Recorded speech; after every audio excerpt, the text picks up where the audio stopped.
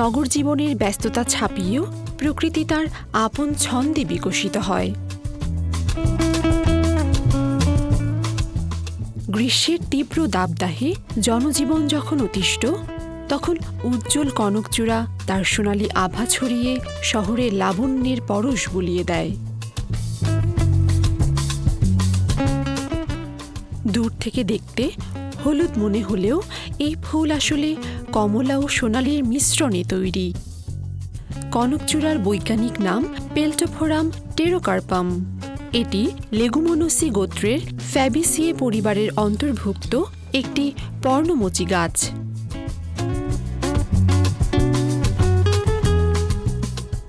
কনক শব্দের অর্থ স্বর্ণ বা সোনা এবং চূড়া শব্দের অর্থ শীর্ষ বা শিখর। কনকচূড়া আমাদের দেশীয় গাছ নয়। এর আদি নিবাস শ্রীলঙ্কা, আন্দামান, মালয়েশিয়া ও অস্ট্রেলিয়া।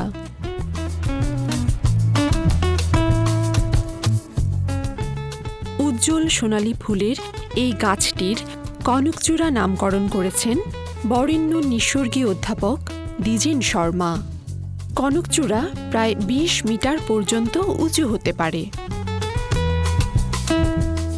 এর পাতা কালচে সবুজ।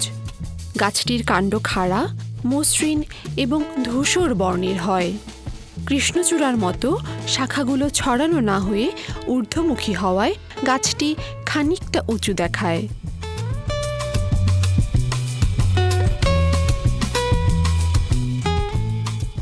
শীতের শেষ ভাগে কনকচূড়ার পাতা ঝরে যায় এবং গ্রীষ্ম এলে নতুন কচি পাতায় ও ফুলে ফুলে ভরে ওঠে গাছটি। এই ফুলে ৫টি কুঞ্চিত পাপড়ি থাকে এবং শাখার ডগায় লম্বা মঞ্জুরিতে ফুল ফোটে।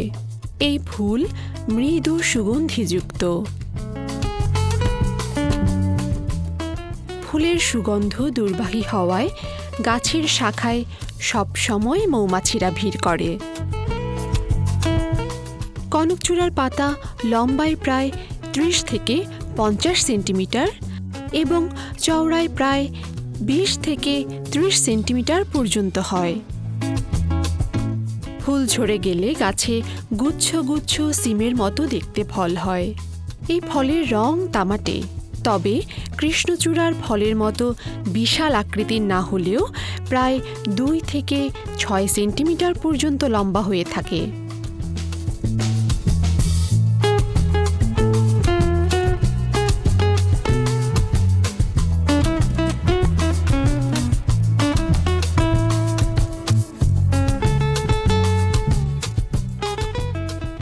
কনকচূড়া মূলত সৌন্দর্য বর্ধনকারী ছায়া তরু হিসেবে ব্যবহৃত হয়। এর কাঠ তেমন মূল্যবান না হলেও গাছের ছাল থেকে আমাশয়, ব্যথা ও ক্ষতের ওষুধ তৈরি হয়। এছাড়া চোখের চিকিৎসায়, দাঁতের মাজন তৈরিতে এবং প্রাকৃতিক রং তৈরিতেও এর ব্যবহার লক্ষণীয়। শহরে রাস্তার ধারে, পার্কে ও বাসস্থানের আশেপাশে এই গাছ লাগালে শুধু দৃষ্টিনন্দন পরিবেশই তৈরি হবে না, বরং এর ছায়া গ্রীষ্মের তাপ থেকেও মুক্তি দিবে। তাই প্রাকৃতিক সুরক্ষা ও নগর জীবনের সৌন্দর্য বাড়াতে কনকচূড়া গাছ রোপণ ও সংরক্ষণ করা প্রয়োজন।